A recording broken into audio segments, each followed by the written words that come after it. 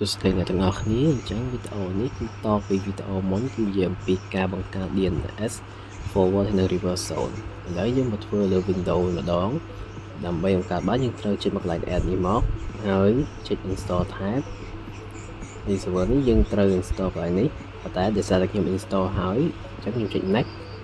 ហើយកន្លែងនេះយើងត្រូវយក DNS server បើសិនជាអ្នកមិនទាន់មានអ្នកអាច install បានហើយ feature install តាមវាហើយចុច next មកនោះដល់ខ្ញុំបាន install Windows Server ហើយខ្ញុំចូលមកកាន់ tool ចូលមកកាន់ DNS Server នេះយើងចូលមកកាន់ Windows នេះយើងបានបង្កើតមិញនេះយើងមានឃើញវាមាន folder reverse ហើយនឹង forward zone ស្រាប់យើងចូលមកកាន់ forward zone មកឥឡូវយើងធ្វើការបង្កើត new zone next តាមវានឹងមកនេះយើងបង្កើតជា primary zone next ទៀតមកហើយកន្លែងនេះយើងធ្វើការដាក់ឈ្មោះ server របស់យើងអញ្ចឹងឥឡូវខ្ញុំដាក់ឈ្មោះ zone ខ្ញុំដាក់ថា kyber.com next ទៀតមកហើយកន្លែងនេះខ្ញុំយកdoes not allowed update យើង finish វាមកឥឡូវយើងបានឃើញយើងមាន zone យើងនៅទីនេះមួយហើយយើងចូលមកកាន់ក្នុង zone មកដើម្បីបង្កើតជា definition របស់វាយើងយកនេះ new host AA នេះអញ្ចឹងយើងដាក់ web server មួយមកហើយយើង link វាទៅកាន់ IP address ដើម្បីឲ្យវាស្គាល់ IP address យើងដាក់វាជា alias អញ្ចឹងយើងវាយ 192.8.8 ហើយកន្ទុយ 28 មកជា add host នោះយើងបានឃើញយើងបានបង្កើតវានេះស្រាប់ឥឡូវខ្ញុំនឹងបង្កើតវាពី3ទៀតដើម្បីយកមកតេស្ត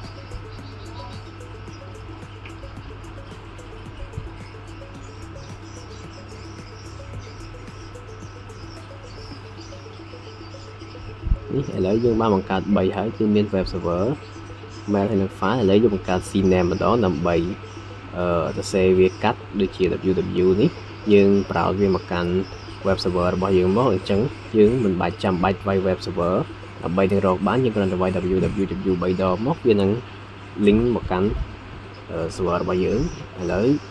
ពេលរួចហើយយើងបានបង្កើត cname នេះខ្ញុំនឹងបង្កើតវាទាំងអស់ឲ្យវាលឿនបន្តិចដល់យើងបង្កើតរួចហើយយើងអាចចូលមកតេស្តបានហើយចូលមក command cmd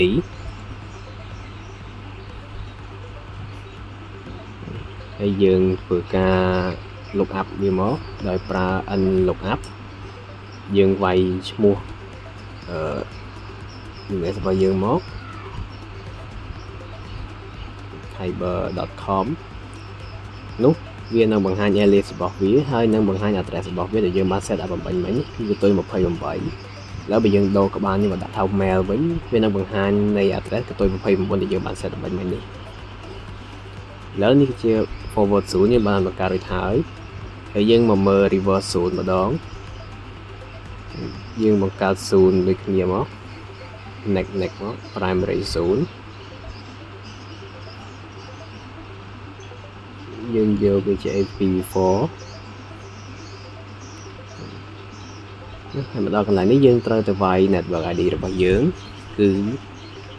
92.168.168យើងវាយ 192 នៅពីមុខវិញហើយនៅពេលនេះយើងវាយវាតែ3ទង់ទេដោយសារតែកន្ទុយចុងក្រោយនេះយើងឲ្យវាចាប់តាម zone របស់យើងមកបង្កើតនេះយើងបង្កើតវាយក pointer នេះមកហើយយើងធ្វើការប្រោសវា point ទៅកាន់ address ដែលយើងចង់បានមកនោះកន្ទុយ 28 ខ្ញុំដាក់ទៅកាន់ w web server របស់យើង 29 យើងកាន់តែ mail របស់យើងហើយចុងក្រោយយើងបង្កាន់ file server អញ្ចឹងពេលរួចហើយយើងធ្វើការតេស្តវាមក cmd យើងប្រើ n lookup ដែរមកប៉ុន្តែពេលនេះខ្ញុំវាយ address ចូលទៅវិញដើម្បីឲ្យវាបង្ហាញឈ្មោះ zone របស់យើង អ ផ្ទុយ28នេះវាបានបង្ហាញឈ្មោះ web server របស់យើងឥឡូវបើសិនខ្ញុំដូរវាដាក់30វិញនេះវានឹងបង្ហាញ file server របស់យើងនោះការបង្កើតreverse ហើយនិង forward zone នៅក្នុង Windows គឺបានបង្កើតបានដោយជោគជ័យ